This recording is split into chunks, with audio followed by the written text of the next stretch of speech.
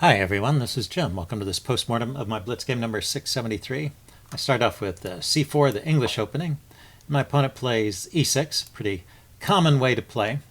This could be setting up some kind of Nimzo-Indian-like defense to the English opening, or maybe it's just preparing d5 there. Anyway, I go with g3, preparing the fianchetto, and now my opponent plays a very rare move, c6. And more typical moves here would be d5, just directly going after the center, or knight f6, continuing in this Nimzo-Indian style of play against the English. And they're both fine. c6 is not all that bad either. I looked at this with the engine, and it keeps things in the range of about even. I go bishop to g2. The thing about the English opening is it's not putting any immediate pressure on black, so black has a variety of setups he can choose from and won't go too far wrong with most of them. So after d5 here, we've transposed back into a line. I suppose if he had played d5 in the earlier position where he played c6, we would have could have easily gotten into the same position. So we haven't totally left the opening book. But here, after c takes d5, I think we're in very unusual territory. So the main moves here would be moves like queen c2, and knight f3. At this point, I wasn't sure what to do. One thing about this setup from black is that it sort of prevents me from playing my my Botvinnik setup with pawns here and here, or at least the pawn center will get destroyed, so I won't get to sit around with that setup for any length of time. So I had to kind of come up with a new plan. I took, and this is okay, but nothing great. So I think those other moves, getting the pieces out, might be a little better for white. I go with d4 here. He goes knight f6. It's all pretty logical. I go knight f3. Let's see, knight c3 was played before, and he goes bishop d6. And I think here, after bishop d6, we're really out of the opening book for good. And bishop e7 has been, well, it's in the database, but no games there. Anyway, as I said, we're in a position which is about even, and it stays that way for a while. But I make some small mistakes here. Let's see, he castles, I castle, I play a3. I was thinking this is a setup for the minority attack. These two pawns can attack these three pawns and create a weakness.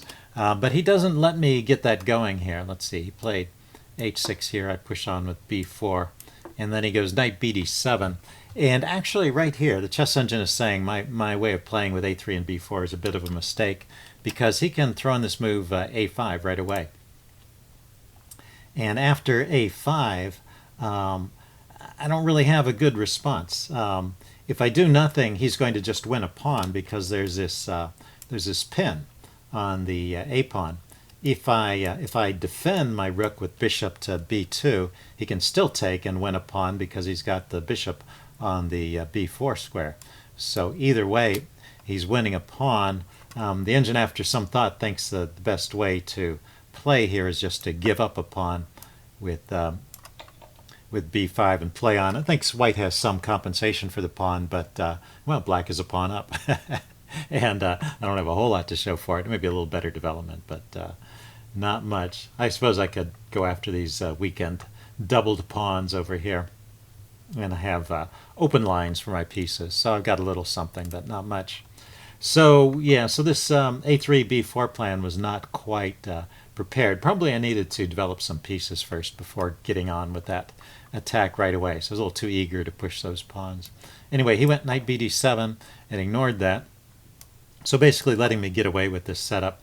And then he goes b5, and that just closes the queen side and leaves him with a permanently weak c-pawn. So this was helpful, although the chess engine this is all still rated in the range of about even. I played bishop f4, and yeah, the engine thought this was okay. I was curious to look at this. That is an idea you sometimes see, where you weaken your king side deliberately. I've opened up this file, but you get a pretty good clamp on the center, and there's no immediate way for black to take advantage of the weaknesses around the king. These pawns can be defended, and also they're all on dark squares. And I have a light squared bishop, so it means I have a good piece, and his bishop is bad. So So all in all, this is fine, but still in the range of about even. I mean, I did take on some weaknesses when I played this way. Let's see, but it's a valid way to play. He goes knight b6. I went knight to e5, taking advantage of those pawns and putting them up there. He went queen c7. I just played e3 to open up some lines for my queen to get into the game. He goes knight fd7, and I pushed on with e4 here. I decided it was okay to open things up here, and I think it's all right. Let's see. He took on. See, I played e4, and what's the next move? Oh, he took my knight. I was sorry. I was wondering what the heck the next move was. Okay, he took my knight. I take back, and then he played bishop to e6, just defending his center. But I've seemed to have gained some space here. Let's see. I play e takes d5. He took back with the bishop, and I take the bishop off with my knight. And now he took with the pawn. And this actually leads to some weaknesses for black, and I get a little bit of an edge starting at this point in the game. So the chess engine wants to take with the knight, and after a move like rook c1, queen here, just get out of the way so this pawn is easy enough to defend.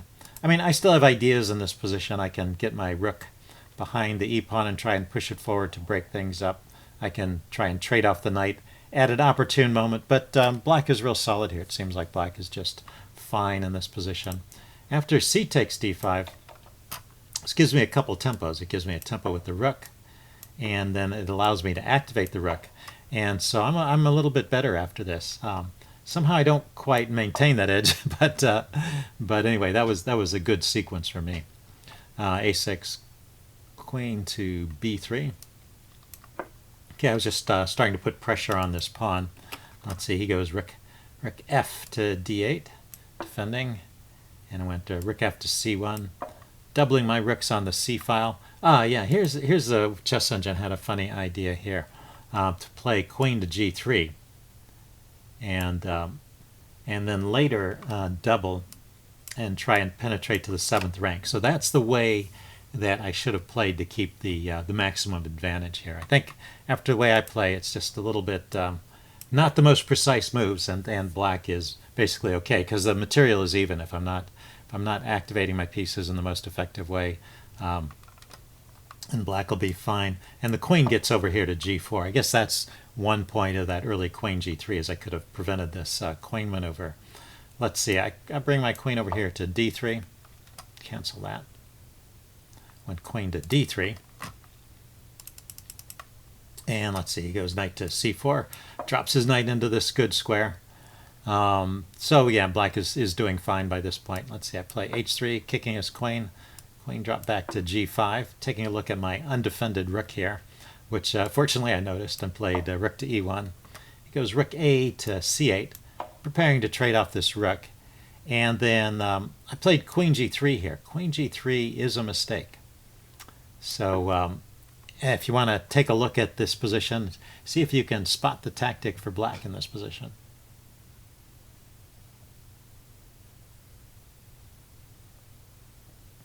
Okay, the move that black can play here is, yeah, pause the video if you want time to think about it. The move black can play here is queen to d2. It's a double attack. Hits the pawn, hits the rook, and it's not a good way to defend everything. The queen would like to come over here and defend the rook and the pawn, but the knight is covering that square. So actually black's a little better here after that move. So I missed that move, and fortunately for me, he missed it. But so instead of queen g3, the chess engine says here's the time where I should play for this breakthrough with e6. Push that pawn forward, and then activate this rook. And if he tries to come in here with queen c1, always a problem if you lift the rook. The king is apparently okay here on h4. Queen this way, and now you can block. And if he takes over here, you get this pawn. So activating the rook before going in and offering the queen trade seems to make all the difference. I mean, the material is still even at this point, but my rooks are more active, and I've got a threat to take on h6 as well. So good position for white. So that would be best play from that point. Anyway, I went queen g3, and he just traded. So this leaves things in the range of about even. I take, let's see, he traded my rook here, took back with the d pawn. I thought this passed pawn here would be effective in the endgame, but I think still he's okay. Black is still okay with correct play. He grabbed the a pawn here, and I push on with e6. And this part of the game just turns into kind of a race. We have to see who can grab the most pawns the quickest, and it all just seems to be about even. He plays there, I take. But of course, key to this kind of endgame is activating your pieces. Get that rook active and scoop up as many pawns as you can. Let's see, he goes knight to c2, activating his knight and trying to scoop up as many of my pawns. And then here. And now he goes knight to c2. This seems to be a little bit inaccurate. It seems like he should just kind of sit on this position and bring his king in to defend. So say king to f8. I can take this pawn, but this just leaves us in the range of even material. Let's see, he can play knight to c6 here, blockading my pawn and getting out of the way of his pawn, preparing to push it.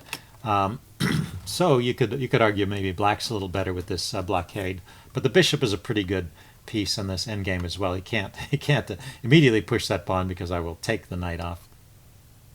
So it's about even here. When he goes knight c2, this is giving me some chances.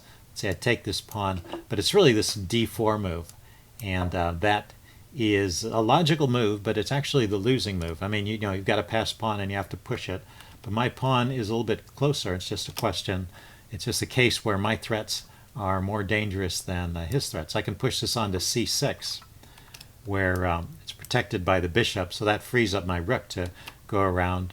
Let's see, he placed his rook in front of my pawn because I was really threatening just to push again and bring my rook down to the 8th rank there with the pin of the rook against the king, and that would be winning. So he had to blockade that pawn, but now I can activate my rook. Oh, I went rook to c5 here. Yeah, I hit his knight first, wanted to chase it away from defense of the pawn.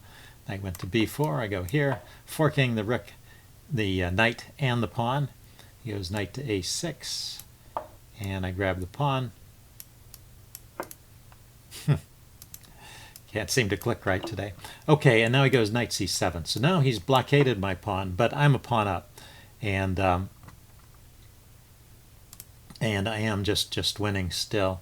Let's see, king to f7. The chess engine prefers this as a defense. That pawn is not going anywhere, so knight to c7 didn't have to be played immediately, and yeah, he's prevented me from advancing the pawn. He can bring his king over to help. So that's best play, but I should still win if I play correctly from that point. Anyway, he went knight to c7. I went rook to d7.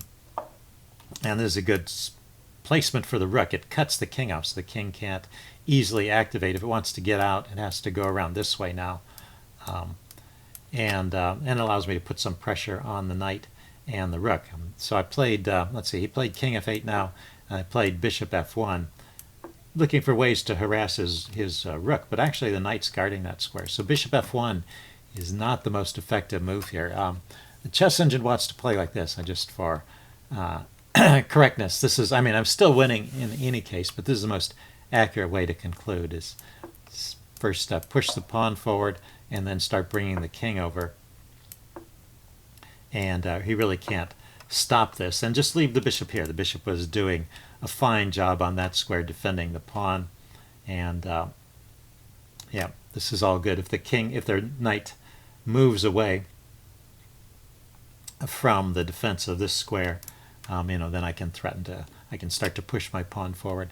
So he's kind of tied up, and I can bring my king over to help out. So that's best play. Anyway, I played bishop to f1. He went knight to e6 here. I went bishop to b5, just repositioning the bishop to defend. That pawn was hanging, so I needed to do that. And now knight to back to c7, kicking my bishop. Yeah, so the best play, like I said, bishop f1 wasn't the most accurate move. The best play here, the chess engine thinks, is rook to c7. Rook takes, knight takes, and go into this endgame.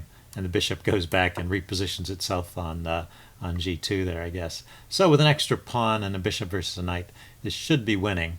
But, well, it would be a much longer game. Well, I guess this is a long game anyway, but the evaluation was much closer to even. After knight c7, let's say I played bishop to c4, so his knight isn't easily getting out of there. And also I'm taking a look at this square for my rook. He went g5, and so I start harassing his king with my rook, king to e8, and then I start going after these other pawns. That's one way you can use your outside pawn, is to use it to tie up your opponent's pieces and then scoop up the other pawns. And anyway, it's an easy win from this point on. This is a long video, so I will just step through the rest of it. There was apparently no more mistakes that I made in this game. I just keep a winning advantage, and that trade made things pretty easy for me. So 2 extra pawns and a bishop versus a knight. He just played on, but well, you just have to be careful not to fall into any tricks, and you should be okay here. Let's see. Finally, he had to give up his knight to stop that pawn, and then I can come over and queen with this pawn. It's important to notice that this was the wrong colored rook pawn, so I had to give up this pawn and keep this pawn, keep the c pawn. But as long as I do that, then it's a pretty straightforward win. And after the move king to f6, he resigned. So anyway, pretty good game. Hope you guys enjoyed this. Leave any comments you have in the section below, and I will see you again soon. Bye.